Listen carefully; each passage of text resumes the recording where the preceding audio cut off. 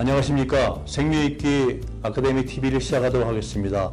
저희 생명있기 아카데미 TV에서는 장기이식에 관한 여러 가지 이야기들 그리고 생명 나눔 운동에 관해서 여러 시청자들에게 전달을 해드리고 있습니다. 저는 강남 성심병원외과 이삼열 교수입니다. 오늘 특별히 좋은 말씀을 해주실 교수님은 고대 안암병원 중환자외과의 이재명 교수님이십니다. 안녕하십니까? 안녕하세요. 고려대 장기센터에서는 작년에 코비드 사태에도 불구하고 많은 그 장기이증 케이스들이 많이 있었는데 제가 듣기로는 이제 전국에서 2위를 하실 정도로 많이 이렇게 그 장기이증자가 있었다고 하는데 그 전년에 비해서 어떤 변화가 좀 있었는지 설명해 주시겠습니까? 네. 작년에 저희가 28분의 장기 기증자를 관리를 하였습니다. 이게 아마 전국 2위 건수인가 봐요. 네, 사실 저희가 1등, 공동 1등인 줄 알았는데 해 바뀌어서 저희가 2위라고 얘기를 들었었습니다. 2019년도에는 13분의 잠재 뇌사자분을 장기 기증자로 관리를 했는데 11분이 장기 기증에 성공을 해서 그 전년도에 비해서 굉장히 많이 2배 이상 늘었었습니다. 그래서 열심히 한 덕분에 많은 분들을 이제 기증 잘 하실 수 있게 해드렸던 것 같습니다. 예, 이제 장기 기증자 분들은 이제 한 분 한 분 굉장히 소중한 그런 분들이고 이제 그런데 사실 그 케이스가 이렇게 증가하는 게 이렇게 이제 그 쉬운 일은 아닌데 고대 그 장기센터에서는 뭐 어떤 이제 프로그램을 운영하셨는지 아니면 어떤 또 플랜을 가지고 이렇게 이제 그 케이스들이 증가됐는지 좀 설명을 해주시죠. 네. 우선은 고려대학교에서 최근에 이제 뇌사 장기 기증자 수가 늘게 된 거는 우선 첫 번째 제가 거기서 일을 하기 시작했기 때문입니다. 이제 관심 있는 의료진이 굉장히 중요하거든요. 제가 이제 일을 하기 시작하면서 늘기 시작했고 또 하나는 이제 저와 같이 일하는 이제 뇌사 장기기증자를 관리하는 코디네이터 선생님들이 굉장히 열심히 하시고 관심 있는 분들을 이제 파트너로 만났거든요. 그게 참 복이었던 것 같습니다. 특히 작년에 저와 같이 이렇게 파트너로 이렇게 일을 하였던 뇌사 장기기증자 관리 코디네이터 선생님이 이 일을 굉장히 좋아하셨고 보람돼 하셨고 계속 하고 싶다라는 생각을 하셨었고 그래서 굉장히 적극적으로 뇌사자를 발굴하고 관리를 하고 열심히 해주셨습니다. 그 선생님 덕분에 많이 늘었던 것 같습니다. 그리고 이제 또 시기적으로는 이제 교수님께서도 코로나 이제 사태를 말씀을 하셨는데 체감하기로 작년에 자살 목매 환자분들이 좀 더 많았던 것 같습니다. 이제 잠재 뇌사자라는 건 저희가 사실 조절할 수 있는 환자분이 아니잖아요. 불의의 사고나 병으로 이제 뇌가 돌아올 수 없게 손상이 되신 분들이 계셔야지만 그분들께 저희가 이제 이렇게 돌아가실 상황이지만 기증을 하시겠는지를 여쭤보고 이제 동의해 주시면 뇌사 장기 기증자로서 관리를 하는 건데 작년에는 좀 자살 목매 환자분들이 유독 많았고요. 저희는 좀 현장에서 이게 코로나 블루 때문이 아니냐 그런 얘기를 했고 실제 또 체감하기도 했었습니다. 예, 그렇군요. 이렇게 뇌사 기증자들을 담당하시다 보면은 여러 가지 사연을 갖고 있는 환자들이나 보호자들 많이 만나실 것 같은데 특별히 기억에 남는 그런 이제 어떤 그런 뇌사 기증자가 있으셨는지 아니면은 또 굉장히 어떤 안타까운 그런 또 일들이 있었던 그런 사례가 있었는지 좀 설명을 해 주시겠습니까? 네. 시간이 많이 지나도 좀 기억에 오래 남는 그런 기증자분들이 당연히 계시고요. 교수님 질문하신 동안에 이제 몇몇 분이 떠올랐는데요. 한 분은 28세 이제 젊은 여자분이었고 자살 목맴 환자분이셨습니다. 이제 가족 관계를 알기 전에는 저희는 당연히 이제 미혼인 여성분이라고 생각을 했는데 알고 보니 결혼도 하셨고 이제 2 자녀의 엄마셨는데 우울증 때문에 이제 자살을 하시게 되었거든요. 그래서 이제 돌아가실 상황이 되었고 이제 장기기증 동의해 주셨을 때 남편분께서 그 6살, 4살의 어린 자녀들이 엄마와 이제 마지막으로 얼굴을 보는 것이 좋겠는지, 애들한테 좋겠는지를 이제 저한테 여쭤보셨는데, 근데 제가 고민을 좀 했었지만 저도 그 당시에 5살 된 딸을 이제 갖고 있는 애 엄마로서 그래도 한번 엄마 마지막 가는 얼굴은 봐야겠다라고 면회를 한번 하는 게 어떻겠는지를 이제 권유를 드렸더니 그 남편분이 그렇게 이제 똑같이 하셨습니다. 근데 이제 양손에 그 어린 자녀분들을 이제 손을 잡고 중환자실로 들어서시는데 제가 그 모습을 보는 순간부터 눈물이 너무 많이 났었고 계속 의자에 앉아서 막 이렇게 엉엉 울었었기 때문에 이제 담당 간호사분들도 와서 저를 달래주고 그랬던 일이 생각이 나고요. 지금도 그분이 많이 떠오르고 그 가족분들이 커튼을 쳐놓고 그 환자의 침상 옆에서 면회를 했었던 그 모습이 많이 생각이 납니다. 또 이제 기억에 남는 기증자분은 22세셨는데 이분도 자살 목적으로 이제 집에 본인 집 건물에서 이제 뛰어내리셨는데요.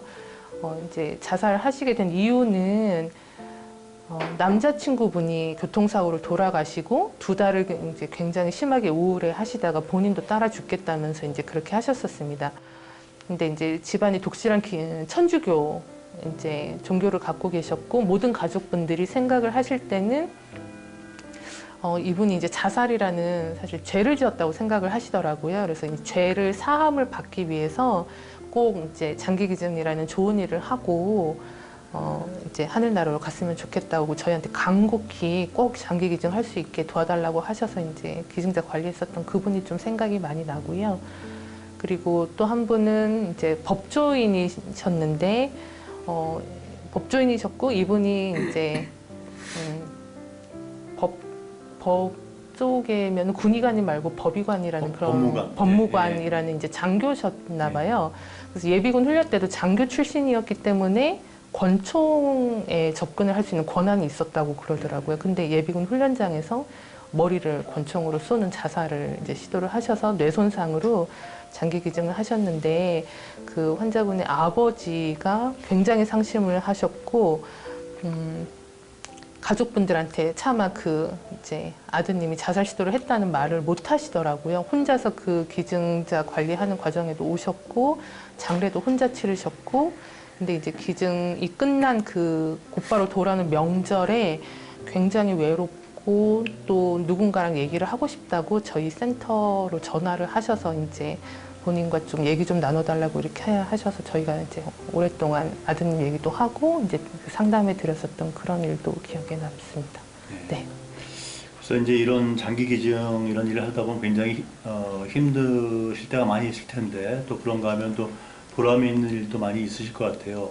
저도 이제 젊은 교수 시절에 이렇게 먼 곳까지 앰뷸런스 타고 이렇게 가서 환자 이송도 하고 그랬는데 그런 일을 하면서 힘들기도 하지만 그래도 좀 독특한 그런 이제 일을 하면서 좀 보람되다는 생각을 많이 했거든요. 그래서 선생님 이런 하시면서 어떤 때 가장 큰 보람을 느끼시고 어떤 때 그런 사명감을 느끼시는지 한번 얘기를 해주시죠.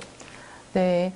이제 지금도 저는 뇌사 장기 기증자가 이제 외부 병원에 생기고 기증 동의하셨다는 얘기를 들으면 제가 이제 직접 모시러 나가는데 사실은 그 이유는 거기 도착해서 그 현장에서부터 의학적 관리를 하면서 저희 병원으로 들어오는 동안에 생체 중과 굉장히 많이 호전이 되고 그게 결국은 장기 기증이 성공적으로 이어지는 데 큰 역할을 하기 때문이지만 사실 좀 힘듭니다. 이제 체력도 떨어지고 나이가 들어서 힘들고 무엇보다 저희 부모님들은 아직도 제가 이제 너 나이도 좀 들었고 이제 연배도 부교수인데 아직도 네가 나가야 되냐 이런 말씀 많이 하시고 굉장히 싫어하세요.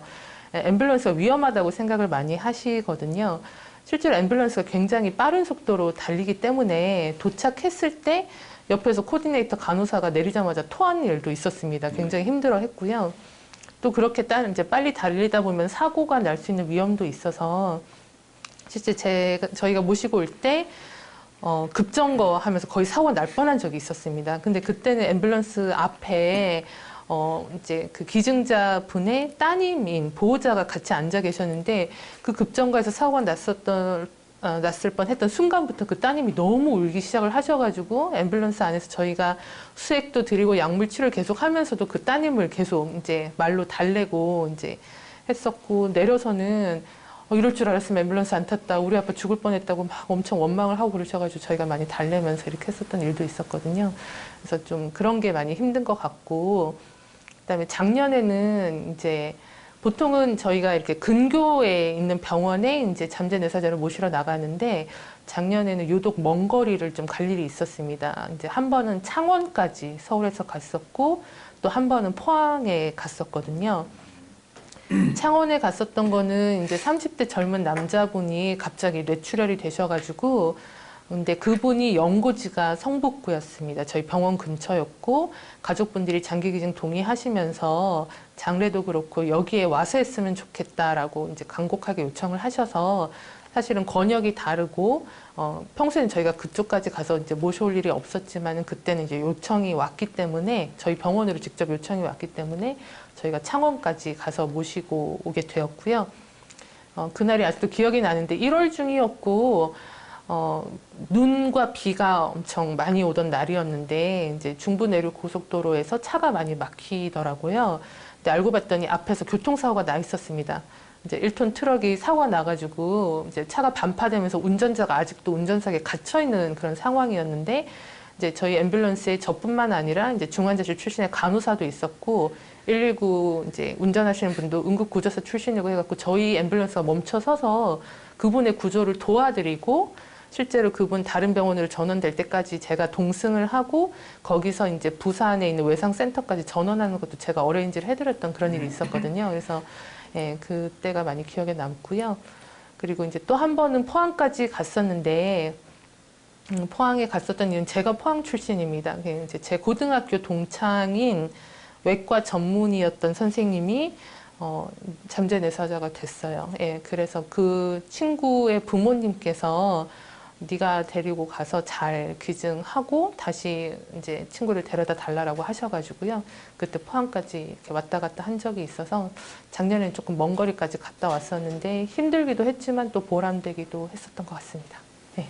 예, 여러 가지 뭐 경험을 많이 하시면서 보람도 많이 있으셨지만 이제 힘들 때도 많이 있으셨을 것 같은데 그렇게 이제 또 의사로서 또 집안으로 보면 또 주부이기도 하고 이제 부인이기도 하고 이제 이런 입장이실 수 있는데 이런 일을 하시면서 정말 힘들다. 또 때로는 어떤 때는 좀 이런 일을 하게 된 것이 약간 후회스럽다라든지 이런 생각은 뭐 해보신 적은 없으세요?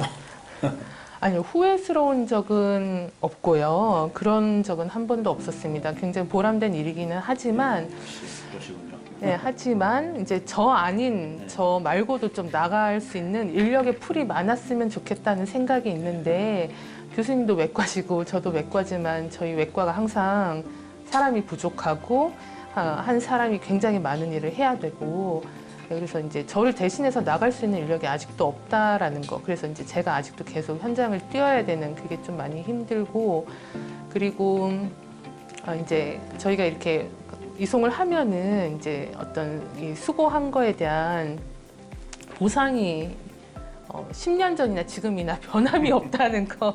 물가 상승률이 하나도 반영이 안 되어 있고 이제 작년처럼 창원을 다녀오든 포항을 다녀오든 그 보상 액수도 똑같은. 그러니까 저는 앰뷸런스를 열 몇 시간을 타고 이렇게 갔다 왔지만 똑같다는 그런 것도 조금은 네, 그런 게 힘든 것 같습니다. 네. 네.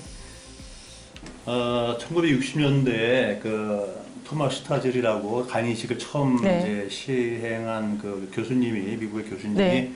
그 퍼즐 피플이라는 책을 쓰시면서 네. 이식이라는 그 것을 그러니까 이식을 하는 사람이나 이식을 받은 사람이나 퍼즐 피플이라고 표현을 하면서 그만큼 이제 이식이라는 게 굉장히 사람도 잘 모르고 좀 신비스럽고 좀 그런 굉장히 그런 거로 이제 표현하셨었는데 지금은 이제 많이 보편화되고 뭐 TV에서도 나오고 이제 많은 곳에서 이제 장기식에 대해서 많이 접할 수 있기 때문에 많은 사람들이 장기식에 대해서 잘 알고 있죠. 근데 이제 선생님께서는 특별히 이제 여성으로서 또 의사가 되셨고 또 그 여러 가지 많은 과정에서도 특히 힘들다는 남들 다 안 하는 외과를 택하셨고 거기서 또 이제 중환자 의학이라든지 또 정말 어떻게 보면 3D 업종이라고 할 수 있는 그런 이제 장기식에 관여하시고 참여하시는데 그렇게 된 어떤 뭐 동기랄까 그런 어떤 그런 것들이 좀 있었을까요? 네. 지금 와서 돌이켜 보면은 사실은 제가 원했던 삶은 아니거든요. 예, 근데 이렇게 되려고 이제 이렇게 삶이 흘러왔던 것 같고, 제가 이 뇌사장기 기증자 관리에 관심을 갖게 된 것은 저희 스승님 때문입니다.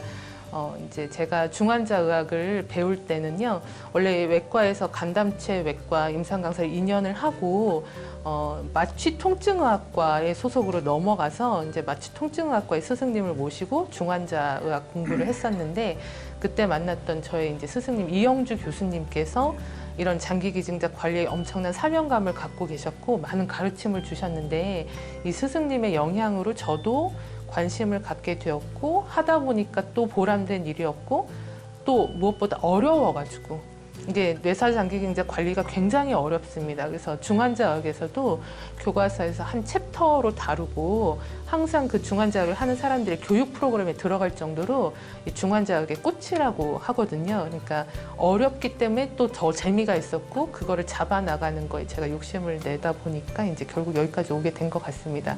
저는 예, 제 스승님의 가르침 때문에 여기까지 온 것 같습니다. 그러시군요. 네.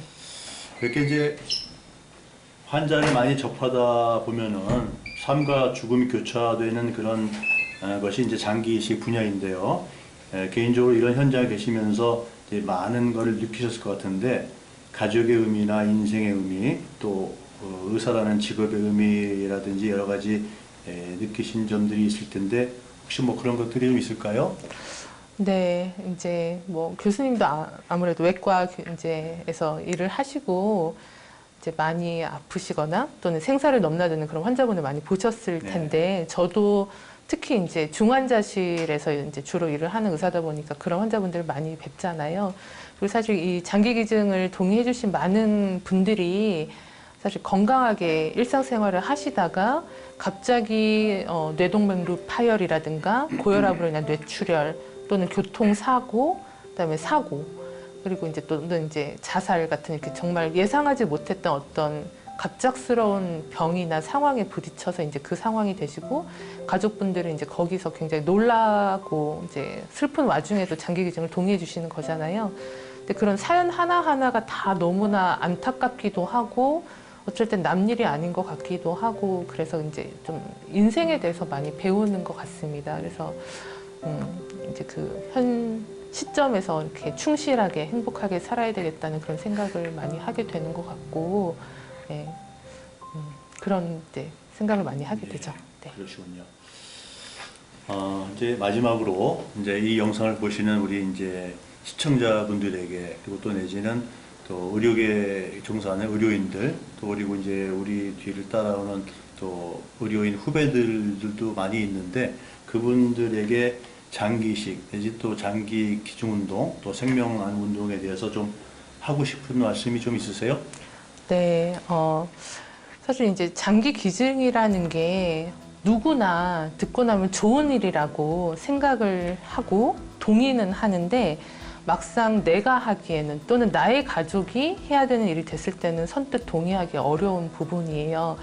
이제 최근에도 이제 저희 병원에 그런 환자분이 계셨는데, 갑자기 녹즙 같은 거를 계속 드셨는데 이 녹즙에 의해서 간이 나빠져가지고 결국 간이식을 받지 않으면 이제 돌아가실 상황이 되어서 기증 수술을 받으셨는데, 뇌출혈이 되는 바람에 수술장 안에서부터 이제 이미 동공이 다 벌어지는 이제 뇌출혈이 발생했고, 수술 끝나고 나왔을 때는 밑으로는 다 좋은데 이제 뇌사셨습니다. 그래서 사실 그분이 또 이제 뇌사자로 기증을 하실 수 있는 상황이 됐지만, 가족분들이 이제 기증을 못 하겠다라고 말씀을 하셨어요. 그러니까 우리 엄마가 아팠을 때 누군가가 기증해 주는 건 당연하고, 그 간을 기증받아서 엄마는 살아야 되지만 우리 엄마는 절대 못 해요. 이런 가족분이 계셨을 때 저희 의료진들이 더 말씀 못 드려도 많이 속상하고 좀 그랬습니다. 이제 그런 많은 분들이요, 이렇게 어려운 일이라는 건 알지만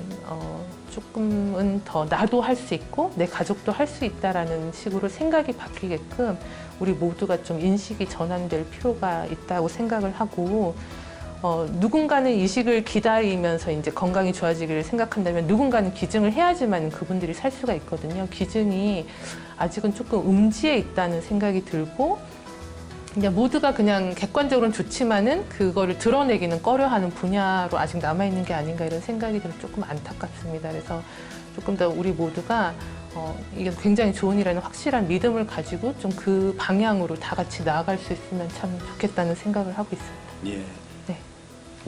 네. 갑작스러운 질문인데 교수님은 장기기증 서약서에 사인하셨나요? 네. 10년 전에 했습니다. 그렇군요. 네. 저도 한 20여 년 전인가 저희 이제 학교에 의대생들한테 가서 이제 그런 장기기증 서약 캠페인을 하러 가서 이제 그런 운동을 했었는데 처음에 학생들이 많이 이제 서약을 안 하고 이제 기증도 잘 안 하더라고요. 그래서 가만히 생각해 보니까 저부터도 사인 안 했더라고요. 그래서 저부터도 반성하고 그 자리에서 사인을 하고 그리고 이제 이렇게 하니까 많은 사람들이 동참했던 그런 기억이 있습니다. 그래서 네. 우리가 장기기증이라고 하는 것은 정말 한 사람의 생명이 9명의 사람들, 환자들을 살릴 수 있다고 그러는데 그만큼 이제 중요하고도 보람 있는 그런 이제 치료 방법이 되겠고 그런 또 운동이 될 것 같습니다. 그래서 오늘 그 고대 안암병원 중환자백과의 이재명 교수님을 모시고 장기기증에 대한 여러 가지 소중한 이야기들을 좀 들어봤습니다. 이것으로 생명의학과 아카데미 TV를 마치도록 하겠습니다. 감사합니다.